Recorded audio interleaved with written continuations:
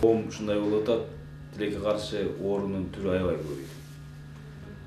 Ар дайым тартыш, ар дайым жетишсиз. Биз ушу парламентте дагы бир топ айтып деп атабыз.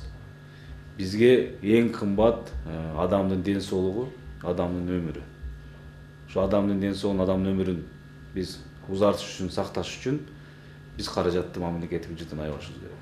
Биздин миграцияда иштеп аткан эмгек мигранттарга Кыргызстанга келгенде жок дегенде саламаттык сактоо жагынан бир жеңилдик болсун, жардам болсун.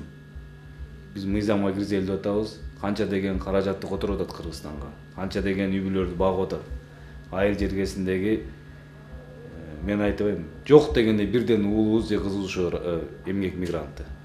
Ошонун көзүн карап отурган бул жактагы ата эне, тууган урук, балдар ырыскысы ошол Россия Федерациясынан келип атат. Бул биздин Өнүгүү прогресс партиясынын фондунун эсебинен дагы бир жардам алып келдик, ошону алып келип коем. Бул 50 000 сом. Ушул кандай дары-дармек болобу, кемчиликтер болобу, ошонго иштетип, ушул жигитти, бул бизге мындай жигиттер керек. Кыргыздын баягы патриот жигиттер деп айтсам жаңылышпайм.